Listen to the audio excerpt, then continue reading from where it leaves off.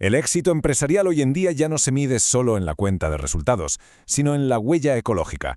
Comenzamos este análisis a fondo en el que vamos a desgranar el documento sobre aspectos ambientales, centrándonos en los fundamentos críticos de la gestión corporativa.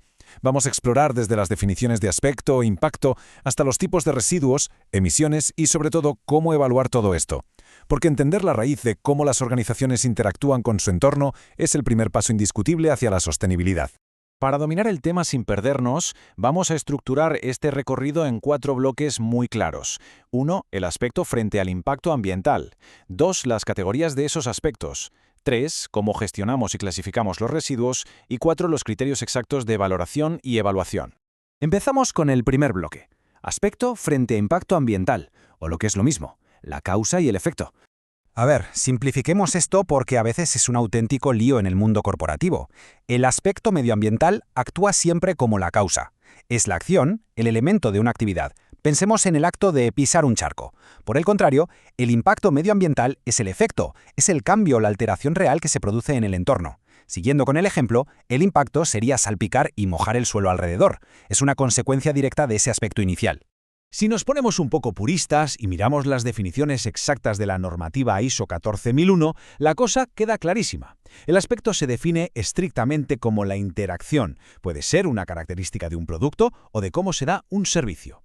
El impacto, en cambio, es la alteración, que por cierto puede ser adversa o beneficiosa y resulta de esa interacción. El punto clave aquí es que es literalmente imposible que exista una alteración ambiental sin una interacción previa que la provoque. Pasamos al segundo bloque, categorías de aspectos ambientales. Vamos a ver cómo se manifiestan estas actividades en el mundo real. Aquí entran las categorías principales que toda organización tiene que identificar sí o sí. Hablamos de emisiones a la atmósfera, ruido, vertidos, consumo de materias primas. Y ojo a un detalle vital. Evaluar estos aspectos no es solo para los días en los que todo funciona perfectamente. La identificación hay que hacerla pensando en condiciones normales de funcionamiento, por supuesto, pero también en las situaciones anormales e incluso previendo los peores escenarios posibles de emergencia. Si analizamos la primera gran categoría, las emisiones de gases a la atmósfera son un aspecto sumamente crítico. No es ningún secreto que estas emisiones son la causa directa de impactos globales bastante severos.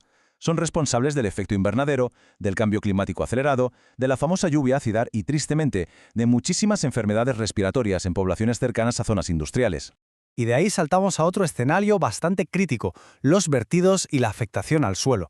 Cuando hay derrames o se generan aguas residuales muy contaminadas, simplemente se supera la capacidad que tiene la naturaleza para asimilarlo.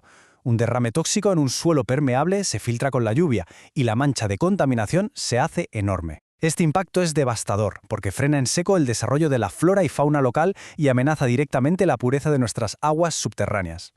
Y aquí hay un cambio de paradigma brutal. Históricamente se pensaba que a mayor consumo de materias primas, mayor crecimiento de la empresa, pero la realidad actual nos demuestra que consumir más no equivale a más éxito. De hecho, disminuir el consumo de recursos naturales reduce directamente la cantidad de residuos en la cadena de producción. Las empresas verdaderamente punteras hoy en día priorizan la eficiencia y los productos reciclados. Es puro sentido común para no agotar los recursos. Vamos a por el tercer bloque, gestión y tipos de residuos. Toca clasificarlos por su origen y peligrosidad. En términos llanos y legales, ¿qué es un residuo? Pues cualquier sustancia u objeto del que nos desprendamos, o del que tengamos la obligación de desprendernos. Y para gestionar todo este volumen adecuadamente, hay que clasificar los residuos usando 2 criterios fundamentales que nos dicen exactamente a qué nos enfrentamos. Primero, su nivel de peligrosidad, y segundo, su origen o la actividad que los ha generado. Empezando por el origen más común de todos, tenemos los residuos urbanos o asimilables a urbanos. Estos son básicamente los materiales no peligrosos del día a día en oficinas, comercios y casas particulares. Es un cajón desastre enorme, incluye papel, restos orgánicos e incluso muebles viejos o escombros de una pequeña reforma. Otra categoría súper interesante es la de los residuos inertes. Su característica principal es que no reaccionan, es decir, no experimentan transformaciones físicas, químicas o biológicas significativas aunque pase el tiempo. No arden, no se biodegradan, no reaccionan con otras sustancias y, lo que es una gran noticia para el medio ambiente, su lixiviado no contiene contaminantes. En el extremo opuesto del espectro, claro, tenemos los residuos peligrosos. Abandonar este tipo de residuos supone un riesgo directo y gravísimo, tanto para el entorno como para la salud humana. Y un apunte fundamental. Un químico corrosivo es un residuo peligroso, por supuesto, pero el barril vacío que lo contenía también lo es. El envase entero hereda la peligrosidad de la sustancia. Por eso, todo esto está reguladísimo por normativas muy estrictas, como el Real Decreto 952 del año 97. Cuarto bloque técnico, criterios de valoración y evaluación. Aquí es donde determinamos la significancia de forma 100% objetiva. Porque claro, identificar el problema es solo la mitad del camino. El objetivo real de este proceso de evaluación es separar el grano de la paja, saber objetivamente qué impactos son altamente significativos y cuáles no. Esta es la base absoluta para priorizar los esfuerzos de la empresa hacia las áreas que de verdad están alterando el entorno. Para conseguir esa objetividad matemática se utiliza un sistema de puntuación que va del V1 al V5. Funciona así. El V1 evalúa la toxicidad del aspecto. El V2 mira lo vulnerable que es el entorno que lo recibe. El V3 mide la cantidad que se ha generado. El V4 tiene en cuenta las medidas correctoras que la empresa haya instalado. Y por último, el V5 calcula la frecuencia con la que ocurre.